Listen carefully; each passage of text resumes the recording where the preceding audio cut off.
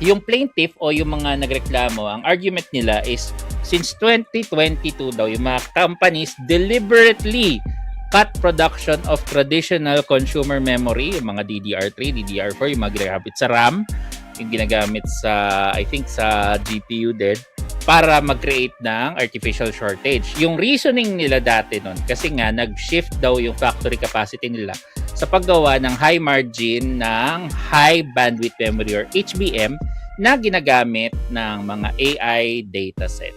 Mga companies sa atin napapansin nila parang parang kapangit ng quality ng gagawa ng mga AI na ininvestan nila. So parang nagpo-pull out sila sa mga yung mga AI like nag-organize ganyan. Parang pangit ang gawa nila kaya as in nag-move out na sila sa mga AI back to normal na lang. Na-realize na mahal. Yun yung mas mura cost effective talaga kesa gumamit ka ng AI. Yan. So, because of the shift, yung shift daw nila na ginawa noong 2022 na instead of yung consumer memory, mag-focus sila sa mga HBM, yung consumer RAM prices climbed heavily and forces major electronic companies like Apple, Microsoft, tsaka Sony na magtaas ng mga hardware prices nila na gumagamit ng memory. Yan, napag-usapan natin last week yung Steam machine. Wala siya magawa. Ito ko nasa industry kayo ng mga hardware na ganyan. Nako, maganda bayaran, maganda bigayan. Kaya nga, malaki ang kitahan, Malaki yung mga bonus nila lately. Alam niyo yung SD card? Mayroon ba kayong brand ng SanDisk? Kingston. SanDisk. SanDisk. Biglang nag-skyrocket yan. Tumaas yan. Sobrang tumaas. Tumaas yun. Yung stock price niya sobrang taas ngayon. Kalokohan nga eh. Swerte mga nag-invest ng mababa. Yeah. Let's see kung ano mangyayari. So, yun nga. Again, this is a federal lawsuit na na-file sa California. Let's go! They deserve it.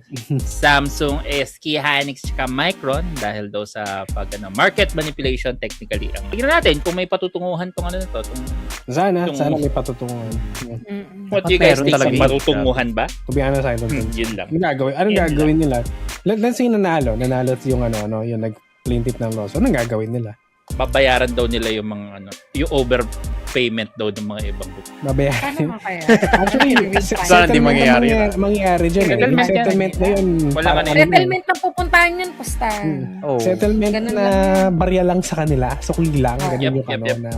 Hindi pa tapos yan, for sure. Kaya nga dapat bumili na sila. Tingnan, nakabili pa ako ng mas mura. Kaya nga, yayaman yun.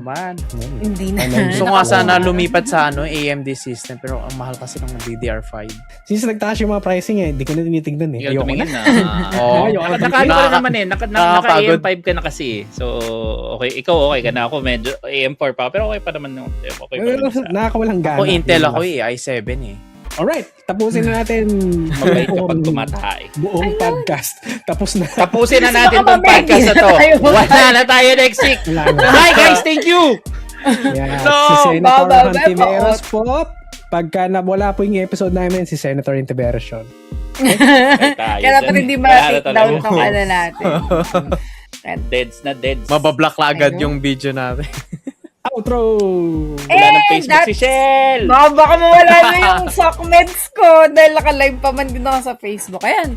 And that's all our topics for today's podcast. So kung meron po kayong topic suggestion tulad ng mga pinag-usapan namin, feel free to leave comments or mag-message po kayo sa amin. Sa aming mga social media accounts, just search for Pinoy Gamer or Pinoy Gamer PH. At of course, check nyo ang aming website which is ang pinoygamer.ph. Yun ang pinaka-importante. Marami kayong makikita dyan guys, so check it out. So, ayun, shout out sa mga sumusunod. Yun, shout out sa mga recent chatter natin. Si The Great, Avian Times 2, si Kumamash, Ramash Rumito. Then yung napadaan kanina.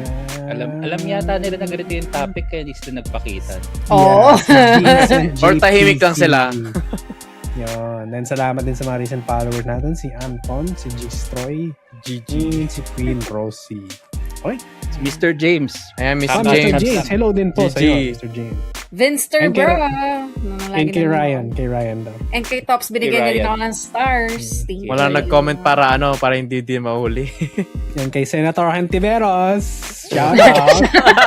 Hala! Alala mo? Wala na. Oh. Kay Kuya Rai tsaka kay Sir Dino Cornel, shoutout mo sa inyo. Ninong Rai kasi. Sino ba si Kuya Rai? Ninong Bakit Rai. Kuya Rai? Rai. Oh, nga, Ngayon ko lang nga din narinig yun eh. Buhay ito kanina pa Ninong eh. Rai. Ninong Rai. Hindi kasi kaedad niya eh. Hulo.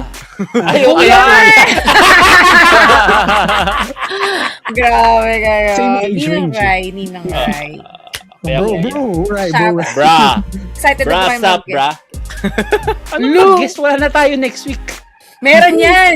Kasi may guest na tayo mga bigatin. Ayun. So, Oy, yun yun. nga, kung gusto nyo po kaming supportahan, you can follow, like, subscribe, of course, mag-comment po kayo, and of course, share nyo po yung mga content na nagustuhan nyo. Depende po kung saan platform nyo kami nakikita. Yun nga, just search for Pinoy Gamer or PinoyGamer.ph.